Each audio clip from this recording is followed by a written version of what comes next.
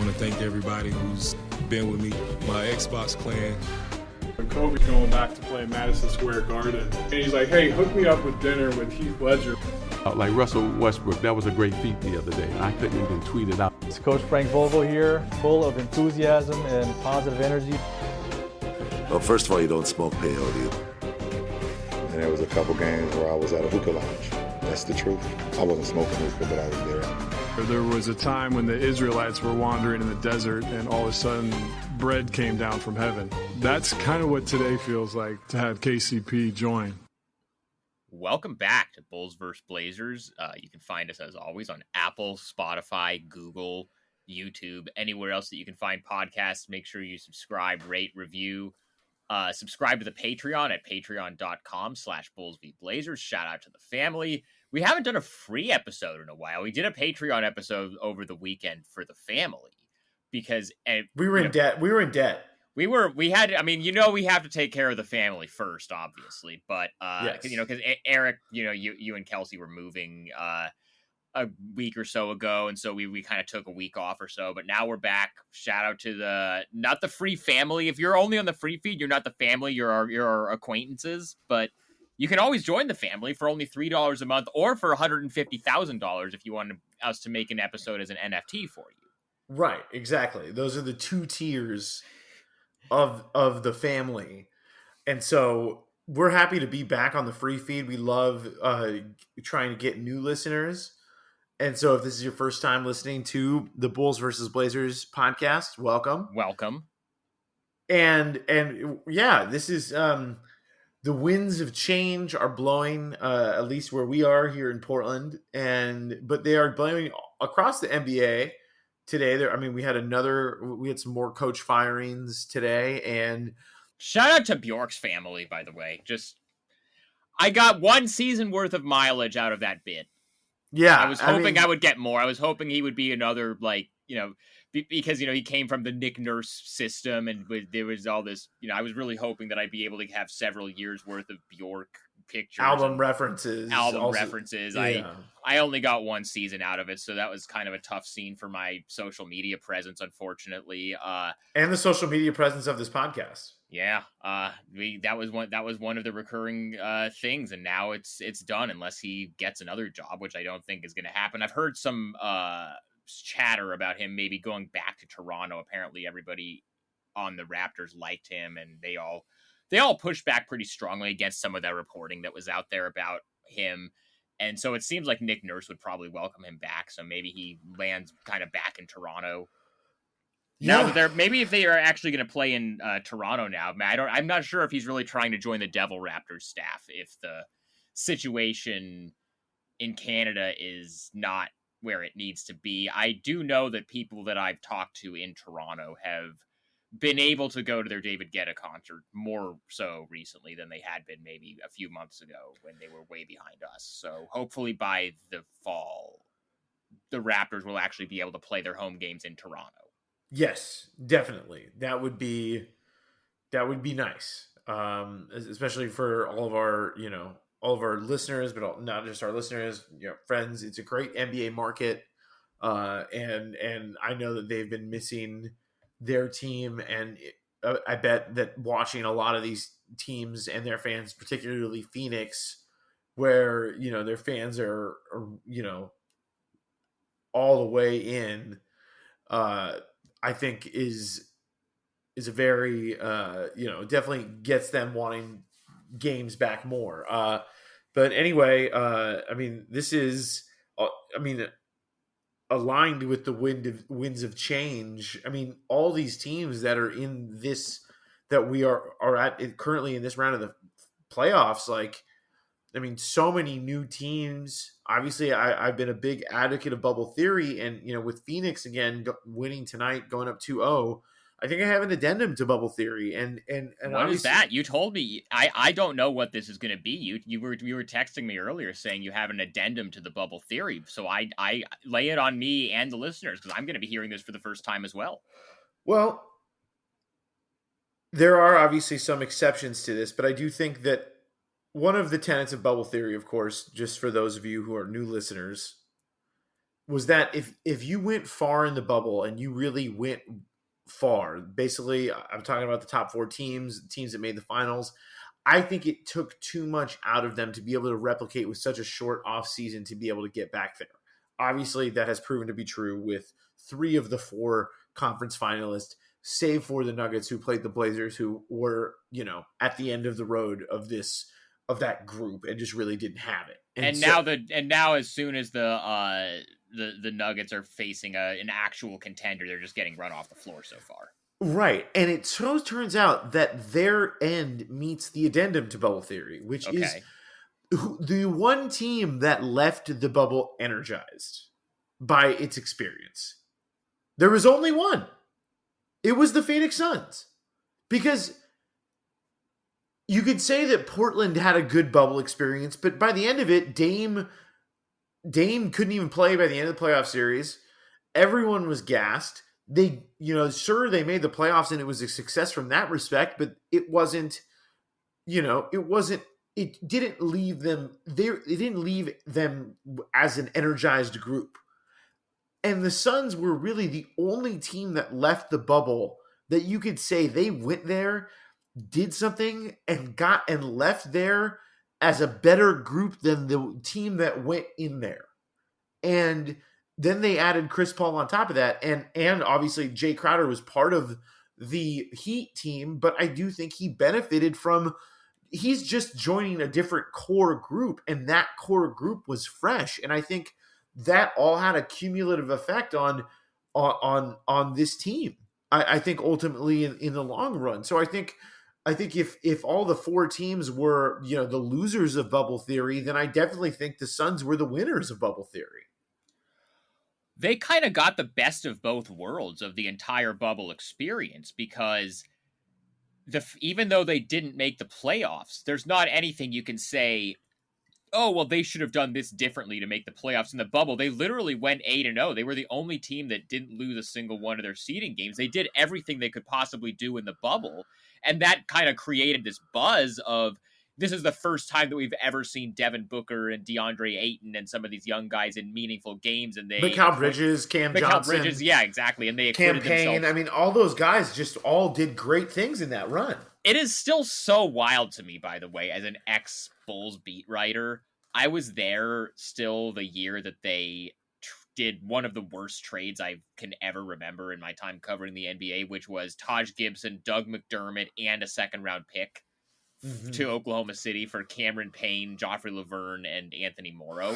Wow. Which is one of the worst trades of all time, or at least in terms of, like, you gave up the 2 best players in the trade at the time and a second-round pick, basically for 3 rentals, or 2 rentals and 1 guy that, Cameron Payne was high on the Bulls draft board, but at the time he was one of the worst NBA players that I have ever seen. And in fact, a buddy of mine who used to cover the Thunder, during that whole playoff run, he and I would be texting each other just every game, just like, oh my God, Cam Payne is just atrocious. Like he was like Nolan Smith bad for some of those. Like, for the OG Blazers Twitter people who are listening to this podcast know about the legend of Nolan Smith, but like that's how bad Cameron Payne was. And the fact that he's actually good now and is actually contributing rotation minutes on a team that's looking like they're probably going to at least get to the conference finals and maybe even the finals, that's just wild to me. I mean, he was he was always a really nice guy when I covered him on the Bulls. I'm happy for him, certainly, that he's been able to kind of find a niche here and find a home.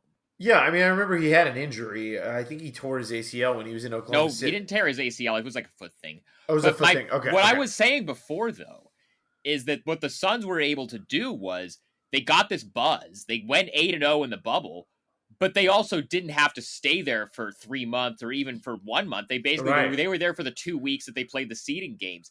They did what, the most that they could have done in those seeding games. They literally did not lose a single game. It was like a true AAU tournament for them. Right, and then they got out, and they basically were able to say, look, we had a great run in the bubble. We can build on this. And then also that run in the bubble led to Chris Paul looking around when he was trying to figure out an exit from Oklahoma City and saying, I have a relationship with Monty Williams, and I was impressed with how these guys played in the bubble. This is somewhere that I want to be, and now it's kind of paying off for them. Yeah, and who's to say? I mean, you and I know also how these things work. I mean, who's to say that also, while they're hanging out at the Grand Destino or whatever, the yacht club or what have you, that I know that they all had to be socially distanced, but I know that everyone was testing positive. They all could have crossed paths. I'm sure Chris Paul and Monty might have caught up since they're all there. Everyone was there. Yeah. Everyone was there socializing, doing. It wasn't like it was just all a product of the environment. It wasn't anything that the NBA could prevent or stop or wanted to stop. It was just there were all these stories at the time of the next super team is going to be formed in the bubble because all of these players are just hanging out and eating lunch in the same cafeteria, and there's going to be so much tampering. It turns out that the team everybody was referring to was maybe the Phoenix Suns, which is not really what. Like, I think when people were writing those stories, they were thinking, "Oh no, the Heat and the Raptors are going to be competing to see who can get Giannis to want to go play with them," or whatever the case may be. Nobody was really thinking about, oh, Chris Paul is going to come away from the bubble impressed with Phoenix and want to go there, and now they're going to make the conference finals. I mean, and the funny thing is about this is that I'm racking my brain for teams in the past few years that really are championship teams, pretty much ever, that kind of, it's almost a little bit, obviously the way that they formed is completely different, but it is almost a little bit like the Showtime Lakers when it was Kareem and Magic. Like, it's just like, he's so at the end, like Chris Paul is still so great, but definitely at the end of his career. Right. Like definitely not in his prime, definitely not where he used to be. And he ends up, crossing paths near the end of his career with this just special talent in Devin Booker. And then also with Ayton. I mean, obviously the Showtime Lakers were more than just Magic and Kareem. They had Worthy. They had so many other guys. And Michael Thompson. Michael Thompson, Michael Cooper. There's just so many guys you can go on and on that were part of those runs. And Jamal Wilkes. I mean, there's just so many guys that were Kurt Rambis. I mean, there's just a lot of guys. And that's how it always is. But it kind of is like, it's really hard to find like a lot of these combinations of like these star players that like two really elite level stars where there's this just massive age gap between them. Like there's really just not there obviously is, but there's just not a ton of historical precedent for a team led with two stars that have such a massive age gap. Maybe the Spurs. Well, right, Kawhi, the Spurs like that. Right, Kawhi. That last Spurs title team where they still had Tim and Manu and Tony, and those guys were kind of at the end, and then they had Kawhi, and he won Finals MVP that year. And I think that's probably the last one, but that's a little bit of a different situation because it wasn't like the old guy coming into a new team. And, yes. Because obviously those guys had all been in San Antonio their entire careers, and then Kawhi was also a guy that they drafted and had been there from the beginning, and. It's not, I mean, I guess,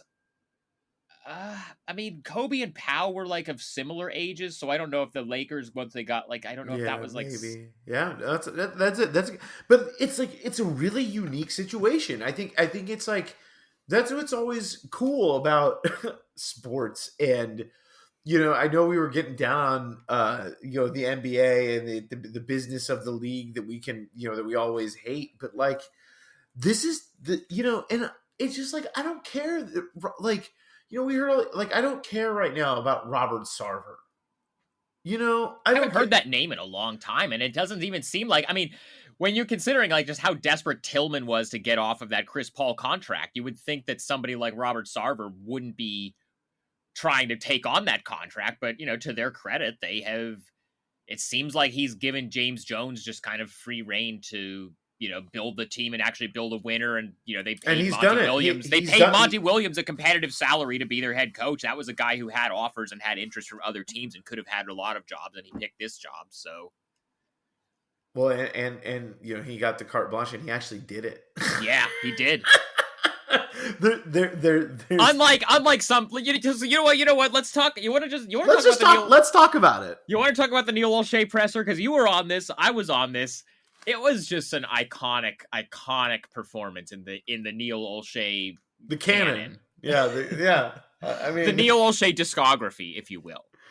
Yes. Unfortunately, unlike Björk's, it appears that Neil Olshey's discography will continue releasing new albums, because it just, I mean, he did. It is funny that in the past few days, I mean, I read Mark Stein's column where he said a lot of people are starting to talk a lot more around the league about the sense that Olshey has really had to answer to nobody for a really long time. Yeah.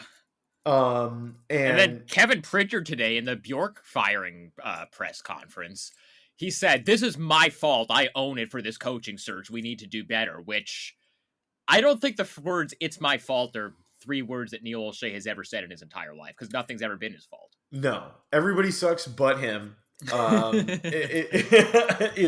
the Neil Olshey mantra. And I mean, it just included not just like it's not a product of the roster. There was some weird stuff in there. There was the insistence that Damian Lillard is not a small guard, and then taking up for Dame about him being small. And then, gosh, what else? My favorite one. This is actually kind of my favorite part. Yeah.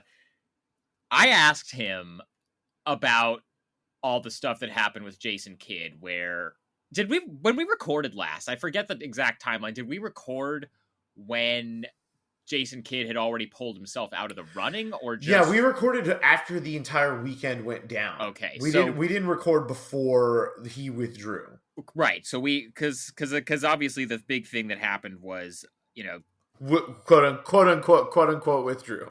They fired Terry. Dame came out and told Chris Haynes that Jason Kidd was who he wanted, and then he walked it back and said that he also would be okay with, as Neil is going to start calling him a lot more recently, Chauncey.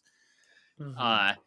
And I asked Neil about how all of that went down and whether Dame had communicated to him privately that Jason Kidd was who he wanted before he went on the record with it.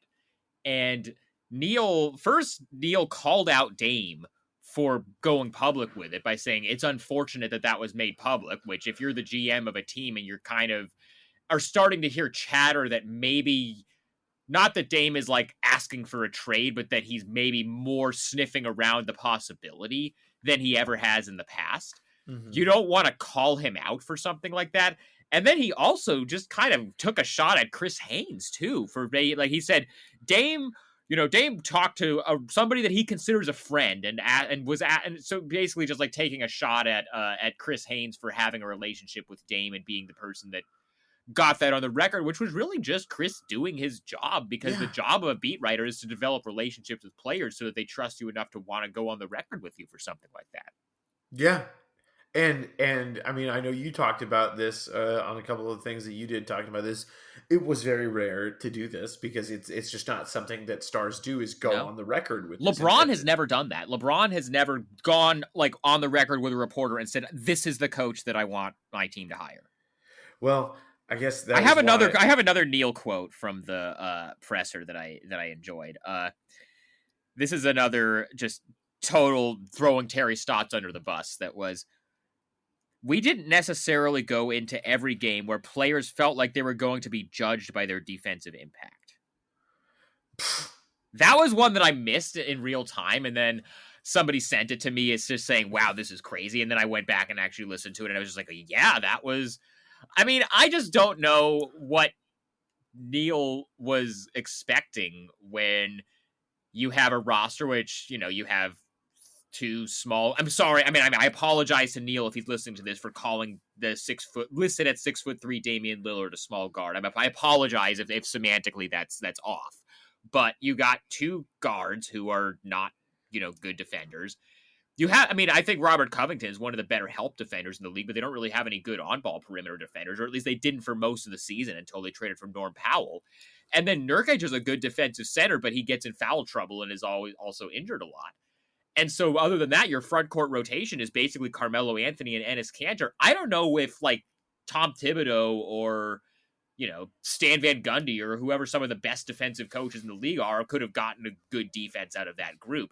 But it wasn't Neil's fault. It was not the fault of the roster. It was only the coaching. Yeah, and it was just like, it's just like, come on, man. Like, it wasn't part of the roster that you spent $16 million on two players that didn't see the floor in free agency.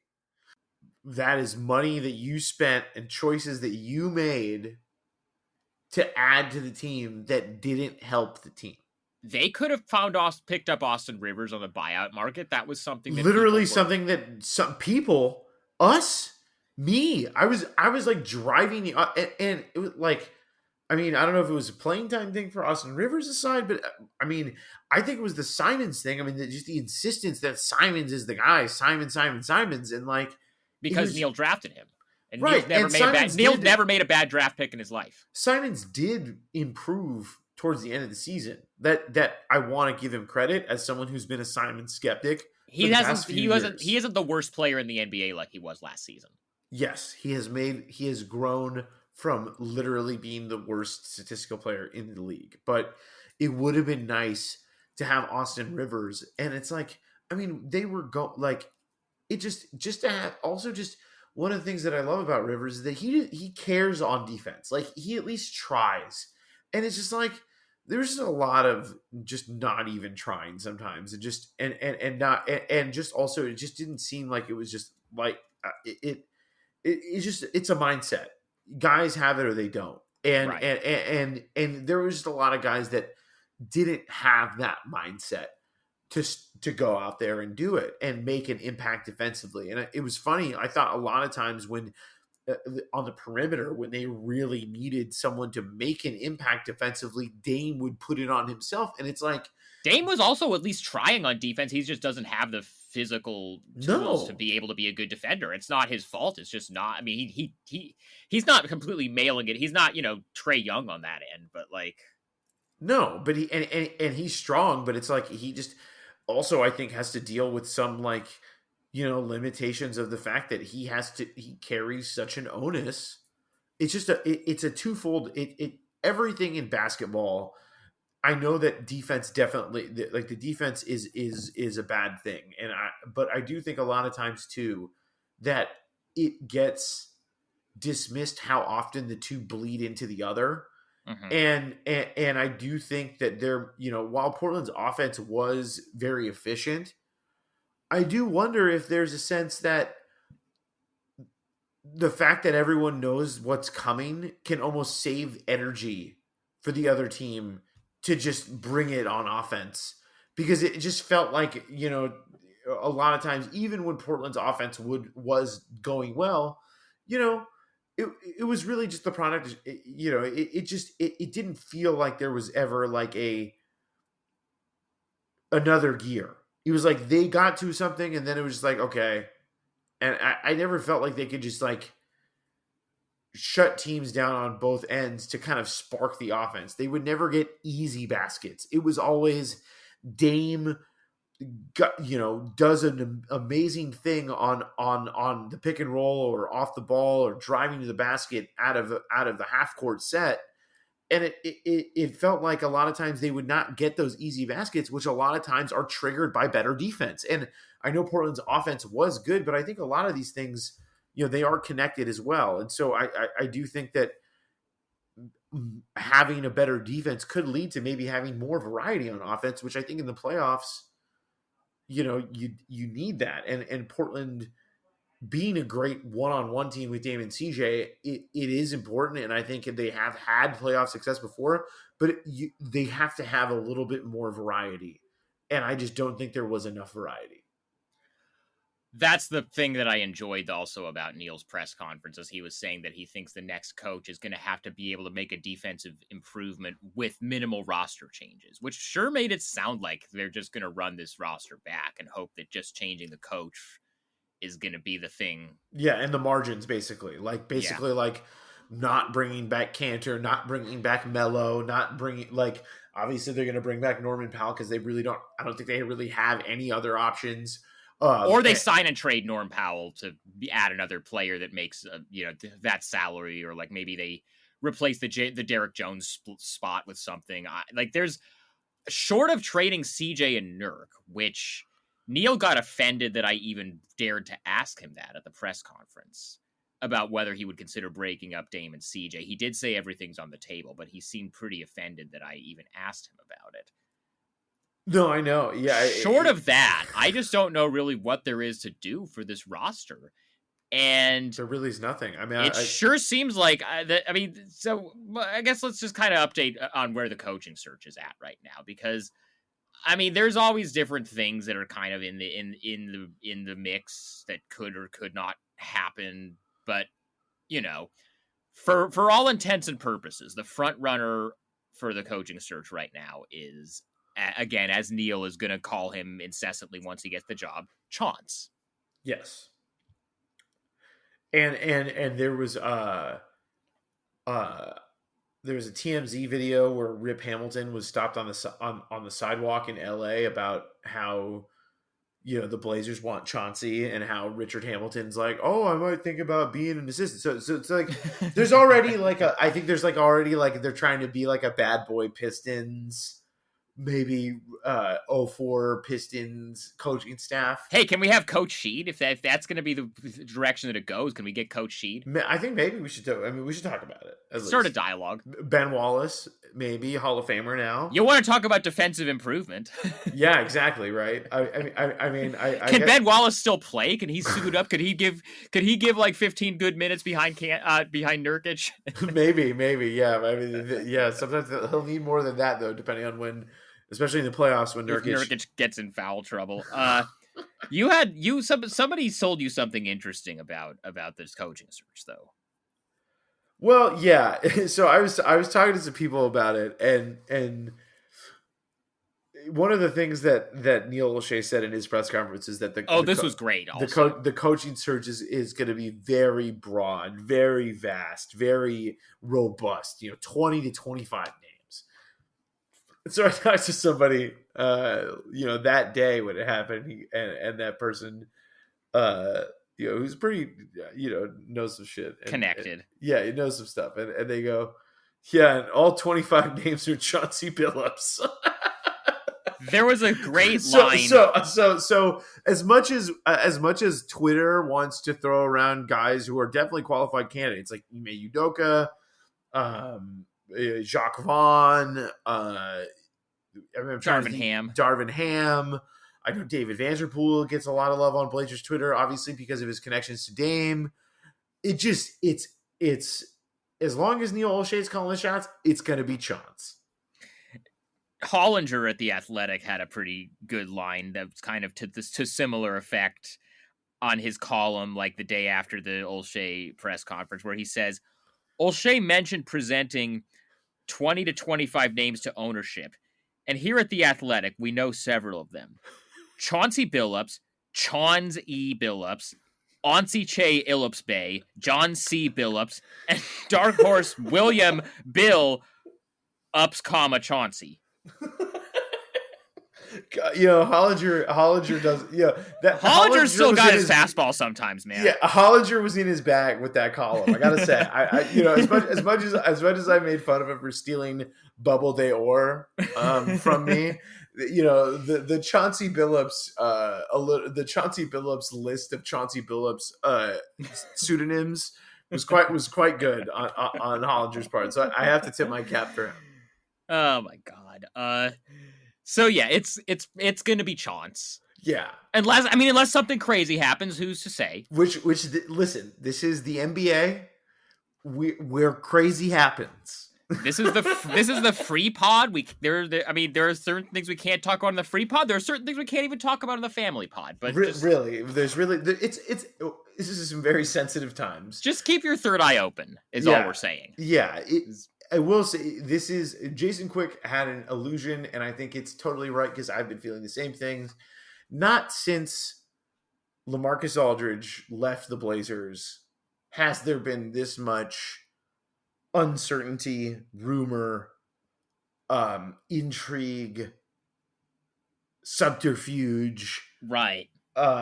Conspiracy thoughts. I mean, it is Succession, it is Game of Thrones, it is everything it is everything about palace intrigue, but it is all very, it's all too behind the scenes to really have anything nailed down yet. exactly. It's all very ephemeral. It's hard to grasp. It's I don't know if you're in Harry Potter 3, it's like when they're talking about Sirius Black, it's like trying to catch smoke.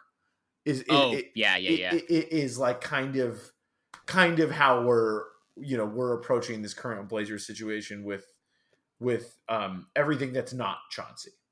I'm just laughing at. I mean, I'm really excited to see what the timing of this is gonna be, and what how long how Neil then will try to spin it once he does hire Chauncey, because I remember when I was covering the Bulls in 2015. They fire Tom Thibodeau after the 2014-15 season, after they lose that second round series to the Cavs, which everybody had known for like basically the whole season that Tom was going to get fired. Everybody had known basically for 6 months before then that Fred Hoiberg was being groomed as his replacement, because Gar Forman had a relationship, because Gar Forman had been an assistant coach at Iowa State when Fred played there in the 90s, and it was basically like one of the worst kept secrets in the league for 6 months that Fred Hoiberg was going to be the next coach of the Bulls. I sat there in the United Center media room on the day that they fired Tibbs and listened to Gar and John Paxson. I don't remember off the top of my head which of the two said this, but they were both up there together. And they said that they were going to start their very wide-ranging coaching search soon. They were going to talk to a wide variety of candidates, leave no stone unturned. They didn't have anybody in mind yet. 48 hours later, Woj was reporting the years and money on Hoiberg's contract. Right. So that's kind of the feeling that I get from this one. Like, Niels can talk all he wants about, we have 20 to 25 candidates. We have all of these names. We're gonna really like do our background on all of these guys. I mean, if he gets his way, and again, keep your third eye open, we'll see who else kind of gets in the mix as far as decision makers. But if he gets his way, it's Chauncey Billups is already hired as the next coach of the Portland Trail Blazers. Right. Yeah, that is, I think, the most succinct way to put it. I know that there's a lot of rumors or reports, about the Celtics having interest in Chauncey Billups. Yeah, Woj had a report today that had a bunch of different names. I'm actually going to pull that up so we can. I still think Kara Lawson's the vision, dude. I mean, that's the agenda. That's the agenda. I mean, obviously they could be a David Vanterpool challenge team. They could be. I think Orlando is probably the most likely Vanterpool challenge team. Yeah, I mean, that makes the most sense. They're going to be, in rebuilding. They do have some young guards that can use some grooming, like Cole Anthony. Sure. So, and I think RJ Hampton as well. And Vanterpool was very instrumental in Dame and CJ growing, not just. Honestly, once Markelle Fultz comes back from the torn ACL, is kind of a similar skill set. Yeah. I mean, one of the things I wrote a long time ago, again, was how, he really helped CJ kind of focus on becoming more explosive and getting to the rim more and dunking more. And I think he really encouraged Dame to kind of try and, take some craftiness from CJ. And I think he's really good at, I mean, obviously that's more some, development coaching, but he's just a very good basketball mind. He has a front office past in addition to being an assistant. So yeah, I think he really does deserve a shot because he's ready. Yeah. So here's what Woj has. He has Chauncey Billups, Milwaukee Bucks assistants Darvin Ham and Charles Lee. I don't really know much about Charles Lee, but I know that Darvin Ham is a guy that has been talked about for a while as somebody who has been ready for a head coaching opportunity. That's going to be a case where I'm wondering if this series between the Nets and the Bucks keeps going the way it does and Budenholzer gets fired, maybe the Bucks just elevate Darvin Ham, because he's kind of been next in line for a head coaching job for a while. So that's one. Dallas Mavericks assistant Jamal Mosley, who I know interviewed with the Bulls last year, and I think he interviewed with like the Pacers. He's one of these like up and coming assistants that's interviewed for a bunch of these head coaching jobs. So he's in the mix here. And then bringing back another, guy with Blazer ties who we've mentioned before, Ime Udoka is the other guy that Woj mentioned. Yeah, I mean he That sure obviously- seems like a Vanterpool challenge possibility there. It does. It does seem like a. I mean, he has the pedigree. Obviously, it's a Ime obviously is also part of the Brooklyn staff, which Right. he's getting to learn from Mike D'Antoni on top of getting to learn from Popovich. Those are two pretty good mentors that I would like if I was maybe hiring a head coach. So the fact I mean, it seems like they kind of have a specific profile that they're looking for these coaches. They want a younger black coach, and because I think I think after the Ainge stuff, they were just like, we can't hire a white dude. Exactly, and I think which is cool. I mean, that's great. There needs to be more black coaches in the NBA, and a lot of these assistants should get a shot. No, and I think Brad Stevens is aware of that, and I think it was very clear that Danny Ainge could not answer the moment, and that Brad Stevens and Mike Zarin can. And I really think that they are clearly, they understand that what this team needs, and also I think what the franchise needs as the person who's going to be the voice of the franchise, because that's ultimately who the head coach is. I do agree with you that Kara Lawson's the vision. It would be so tight. It makes basketball sense. It fits the young up and coming black coach that they want. She has a connection with the franchise because she was an assistant on Brad Stevens' staff for a couple of years before she took the Duke job.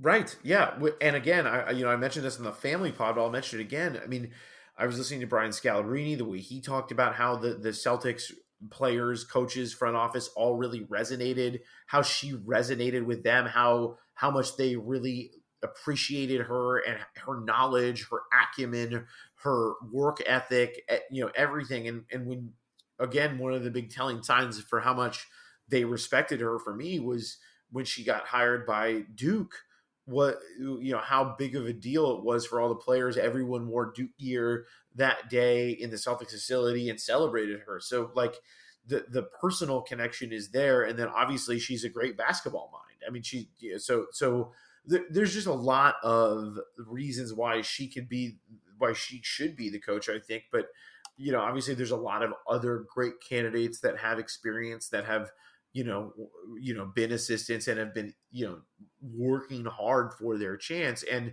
a lot of times these jobs don't go to the young up and coming black coach that, a team like the Celtics with Jason Tatum and Jaylen Brown. Like this is a good job. Yeah. This is not, Steven Silas getting the Rockets as James Harden is blowing the entire franchise up. And now he's going to be coaching this team that goes on a 20-game losing streak, or JB Bickerstaff finally getting a coaching opportunity and he has to coach the Cavs, or if Orlando hires David Vanterpool, then he'll be taking a team at the beginning of a rebuild. The Celtics have two all-NBA level guys. Jason Tatum is one of the best defensive players in the league, and Marcus Smart. I mean, this is a team he'll be getting a team, which whoever this is, one of these assistants getting one of these jobs, the team that they get will be expected to make the playoffs the first year. It's not going to be a rebuilding job, which is not the kinds of jobs that these sorts of candidates usually get, which, I mean, that's great. I mean, that's the type of change the NBA needs. This is exactly what we're talking about. I mean, one of the things has always been, whenever they hire one of these black coaches, it's always for the shitty jobs. But now this is actually a good job. Exactly, and that is exactly that again. Brad Stevens seems to recognize the moment, and also this is a young team. For as experienced as they are, the core of this group is still so young. Yeah. So having a younger coach might, help, get the most out of them and connect with them more and speak their language a little bit more and just kind of and be able to press their buttons a little bit better. And all these things. And so I get why, bravo. I mean, props to the Celtics, man. Everyone likes to shit on them, and, they're making the right moves right now, obviously in a basketball sense, but also just for the times that we are in. Yeah. So shout out to the Celtics. I mean, speaking of coaching stuff, it sure seems like Terry's going to get that Indy job. It seems like that's kind of the way that's going. It does. And great for the agenda, great for the vibes. Yeah. Speaking of the vibes, dude, can we just talk about Milwaukee for a second? I'm how disappointing. I'm a little mad because I bet on them to win the series, but I'm also just a little disappointed. Like, yeah. I'm just like, you know what, guys? Like, you none of our agendas have taken as big of an L as the Bucks agenda. Yeah, I mean, Jesus, like, guys, like the way that they just like Brooklyn they just float, and they're not sticking to anything that they do. Giannis is totally in his head. They're not adjusting on the fly. I guess I really underestimated how much they would miss White Dante. But it's like, okay, they're missing White Dante. They're missing James Harden and still running them off the floor. Yeah, Blake is destroying them. Mike James is picking them apart. Shamet is just draining threes as confident as hell. Bruce Brown is just blowing plays up left and right. I mean, and then obviously KD is KD and just has been, reminding everyone that he was, he had beaten LeBron 2 times in a row. and so he's trying to remind everybody that he should be considered the best player in the world. And it's just a whole lot of things that are going bad for Milwaukee. And I mean, I didn't expect them to just have such a debacle and really be totally manhandled, and not just manhandled, just mentally taken out of it. Like I just don't feel like they just haven't executed. They haven't stuck with their stuff, and they're not adjusting very well. And Brooklyn's, what Brooklyn is doing what Brooklyn's doing is work. They've baited them into a one-on-one game on both ends, and the Nets are the greatest greatest collection of one-on-one talent maybe we've ever seen in the history of the league.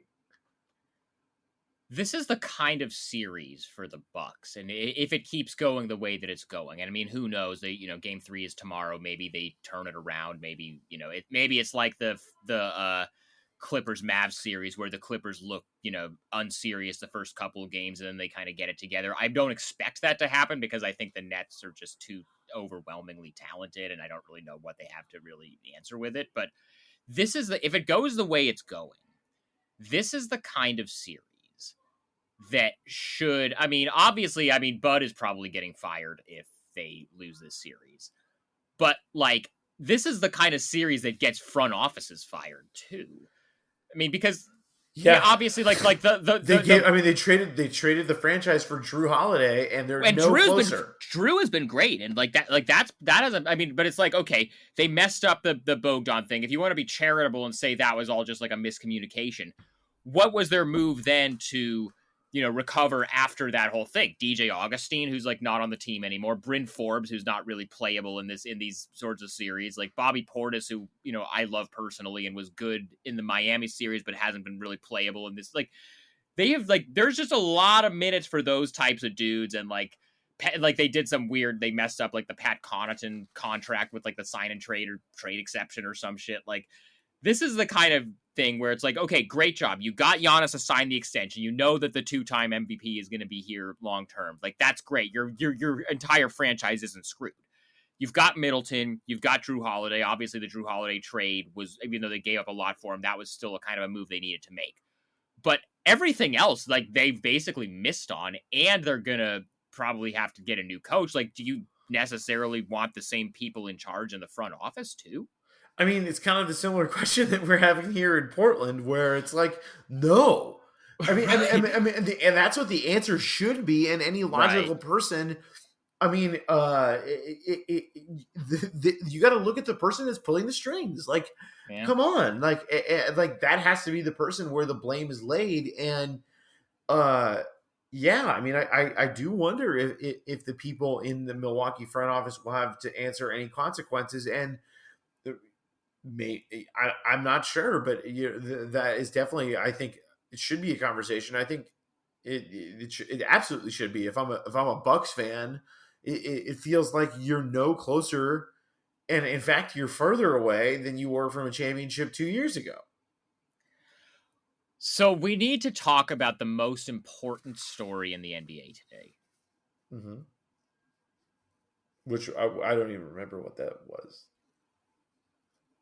For the second time in his career, LeBron James is changing his jersey number from 23 to 6. The six god, six Braun is back. And the Lakers' Twitter is aflame. They are afire. They are ablaze. A Blaze Pizza, if you will. Oh. With discussion about whether LeBron James will follow in the footsteps of Kobe Bryant and have 2 numbers retired with the Lakers. I mean, here's the thing. If he wins the championship, this is how it always is with the Lakers. They talk a big game about how they'll never love him like Kobe and all this bullshit. He wins the championship. All of a sudden, everyone on Lakers Twitter is ready to die for LeBron's legacy. They're ready to fucking defend every Miami thing that happened, all of his Cleveland years, the first time around, even his 2018 run that had nothing to do with the fucking Lakers. They are willing to defend it because he won a championship. So I guarantee you, if LeBron James wins the championship wearing number 6 for the Lakers, they're gonna shut the fuck up. and not just shut up, become the advocates for having 2 stars with 2 numbers, only Laker Nation. Like I can already see the pivot. It's just like it's there. Like it's just such bullshit. This is probably something that I should say on the family pod, but you know what? We're talking about it right now. I have a comparison that I want to make that might get me canceled because it's invoking 2 individuals that have just like insane fan bases, one in the hip hop world and one in the basketball world. Yes. But talking about Kobe having 2 numbers retired with the same franchise, like that's like this insane accomplishment, is basically like saying that Kobe went platinum with no features. No features. He's like the best rapper alive. That's good. It's dude, that. I mean, it's the same thing. It's a meaningless like thing. It's literally just like a semantic thing. But like, their fans will like point to that as like I just also love that because remember when so LeBron goes to the Lakers initially. He wears number 23, and then they do after his first season they do the Anthony Davis trade. LeBron tries to file the paperwork with the league. I think Chris Haynes reported this at the time. LeBron tries to file the paperwork with the league to change his number to 6 then because Anthony Davis wore 23 in New Orleans and he wanted to wear number 23. And Nike was just like, no. We're still trying to sell these number 23 LeBron jerseys. You're not changing yours yet. But now LeBron has Space Jam 2 to promote. And in fact, at his end of season press conference after the Lakers got eliminated, he was asked whether he's going to play in the Olympics. And he said, no, I think I'm going to play for the Toon Squad instead. So he's really just all in on promoting Space Jam 2 and making sure everybody knows that Space Jam 2, or rather Space Jam: A New Legacy, if you will, is one of many pieces of intellectual property that is in HBO Max. Right. Well, this is... It's all part of the grand plan. And now, because it's like a brand synergy, now Nike is cool with LeBron changing his jersey number. Right, and this is something I wanted to add here to that point about Space Jam 2 and how important it is. Brian Windhorst, in his book, LeBron Inc., alluded... One of the essential texts of the Bulls vs. Blazers extended cinematic universe, by the way. Yeah, definitely an essential read if you want to learn about the business of basketball. And also the Bible of our pandemic-era podcast. Feel free to comment about Survivor's Remorse, LeBron's short-lived sitcom. That's right. Yeah, it was a very... Which is still... The archives of that are still wherever you get podcasts. Apple, Spotify, Google, whatever the case may be. Go back and listen to that if you want some deep analysis of, like, LeBron's entire, like, the LeBron canon. The business... Right, but it's about... Yeah, and so I guess... Yeah, the accompanying book to Survivor's Remorse is LeBron Inc., because it tells about all the business deals. But one of the things that I was talking about with with regards to LeBron Inc. and Space Jam: A New Legacy is that this is a big moment for LeBron and Maverick Carter's hopes as movie makers and major feature film people for Warner Brothers. Like, this is, if Space Jam 2 does well for them, obviously it is going to be graded on a different scale because we're in a pandemic world that they did not expect when they agreed to film this movie, you know, back when they agreed to it, I think in like 2017. But this is kind of a bellwether for whether LeBron will continue to be making a lot of movies or not. Like, a lot of the move to LA was based on obviously expanding his portfolio and expanding his interest and business in the entertainment world. But if he wants to be a feature filmmaker and, you know, get into because LeBron and Mav have ambitions in this world of being like, you know, like fucking Steven Spielberg. Like, they want to make a lot of big movies, but for them to get validated by the studio, this has to be a success for them. So that's why LeBron is so into it, because this is going to be what determines what comes next. Yeah, real quick, before we go, I just, we have to, sometimes we do family shout-outs to coaches that get fired, like Björk. Shout out to his family. I want to do, unfortunately, a family shout-out to several people that we know. And so the Blazers announced today that they are transitioning next season from NBC Sports Northwest to Root Sports, which is the AT&T owned channel that has the Mariners and the Seattle Kraken, the hockey team. I believe they also have the Timbers and the Sounders. Right. But because of that, essentially NBC Sports Northwest is going to basically fold and not exist anymore. And that means that a lot of very talented people, including some friends of ours, are going to lose their jobs. I mean, Chris Burkhart, Jamie Hudson, obviously the Blazers outsiders, Dan Morang, Joe Simons, the Blazers did whatever they did for business reasons and, whatever the case may be. But this stuff affects people. And, you and I have both been in this industry long enough. We've both been victims of job cuts and just, places that we've worked just stopping existing. And it just, I'm hopeful that, I don't know if Root Sports is going to be adding new people for Blazers content now that they have the team. I would hope that Jamie or Chris would get a look for one of those jobs if that's what happens. But I just wanted to say something about that, since we talk about the Blazers a lot and these are all friends of ours, and we're thinking about those people today. Yeah, no, it always sucks. These days always suck in the sports media business, and they've been too frequent over the past especially 2 years, especially with COVID, and how that has affected all businesses.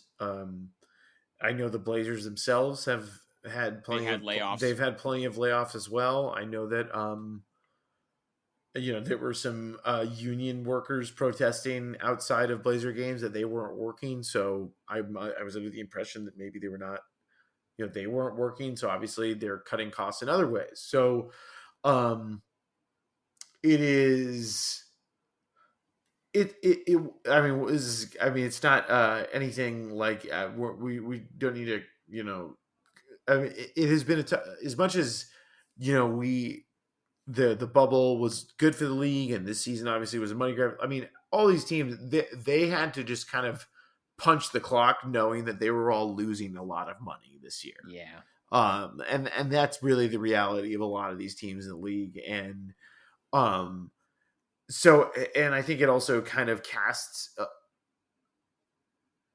think it just adds context to just, I think obviously all the fans feel this way, but I also do, I do think it really does feel this way across the league, that the players, this year was unlike any other. All the COVID testing that they had to go through on a daily basis, 3 times a day, basically getting COVID tested.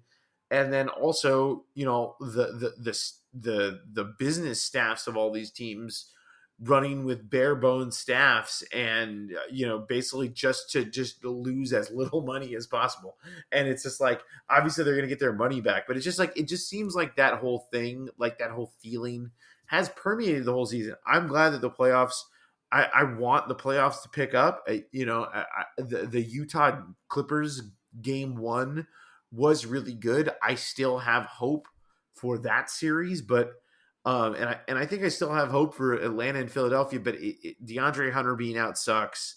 I think the conference finals in both conference. Actually, the East finals are probably going to suck too. It seems like Brooklyn's just going to sort of run through everybody, but I think the Western Conference finals are going to be really good, and I think the finals, whether it's Brooklyn versus Utah or Phoenix or the Clippers or whoever they end up playing, I think those are all going to be really good series. Yeah, whichever of those ends up happening. And I know this will probably be old, but I by the time anyone listens to it, but I do think that Kawhi didn't give us, and obviously PG, everyone on Twitter was, pandemic P, bring it back, we don't come up with anything new, all that shit. But Kawhi also, come on, Kawhi, you need at least a 30 to win a game on the road. Like, especially with how good Utah is, and he didn't get 30. Like, I hate to be reductive, but it's just like, that's just a fact of the playoffs. Like, especially with this Clippers team, and it was like everyone else on the Clippers, I felt like that played, did their part. Kennard looked good. I mean, Rondo. Terrence Mann. I thought Rondo had some trouble, as a Rondo guy. Yeah, the playoff Rondo agenda is also, and by the way, shout out to our boy and Patreon family member Marco Romo, who pointed out to us on Twitter, on the Bulls vs. Blazers Twitter, which you can follow at Bulls v Blazers, that the playoff Rondo agenda is not doing good. It's running out of steam. And I think it's. We had a good run. We had a good run, and it was funny. It was actually. I did think that Ty Lue found a nice little rotation move there with a little playoff Boogie Cousins, which I did not expect. But he actually gave good minutes that obviously he's going to only play spot minutes because this team is at its best with Batum at center. Because I felt like that's what they found in the Mavs series. And I think if they have any hope of kind of spreading Rudy out and opening up the paint for Kawhi and PG, having Batum out there at the 5 is probably their best thing. But they still have to figure out that type of lineup is still only sustainable for about half the game, because as solid as Batum is in that spot, he is ultimately undersized, and that's just, he's going to pick up a lot of fouls, and also over the duration of the series, he's a tough dude, but he's going to get beat up, and that's just it. You don't want that either. So Lue has, I still think he's got a lot of things to do though. That's the one thing about the Clippers that I think is really a contrast from the last time we saw Ty Lue coaching in a playoff scenario, which I was very familiar with running the LeBron wire in 2018, is that this Clippers team, there's a lot of guys and there's a lot of ways for him to go that are not bad options. So I would say that as much as I was disappointed by the end of the game, the Clippers are, and I know I said this about the Bucks, but the Bucks obviously are not playing with a full deck. And I think the Clippers are, way deeper. And I think therefore have a little hope here to win this series still. I think they can still win this despite being down 0-1. I mean, they went down 0-2 after losing 2 at home and still won. So it's a different Clippers thing. Yeah, I mean, I think I don't think that series is over at all by any means. One positive thing in the NBA world, I booked my travel officially for Summer League for Vegas. Man, I want to go. I'm not sure if I'm going to be able to make it, but I'm happy that Summer League is back on the calendar. It always brings me, this was all I wanted out of this year was Summer League coming back. Even when I'm not there, I I get great joy from seeing photos of my Twitter friends hanging out together at a casino or at a game or at a restaurant, which is a big summer league activity where everyone goes and eats. I mean, Vegas is my favorite place. One of my favorite places to eat in the world. So, and I mean, it's the entertainment and food capital of the world. So of course it is, but, we know that the family is going to be representing our homie Marco just messaged me today and said he booked his flight. So the family is going to be representing.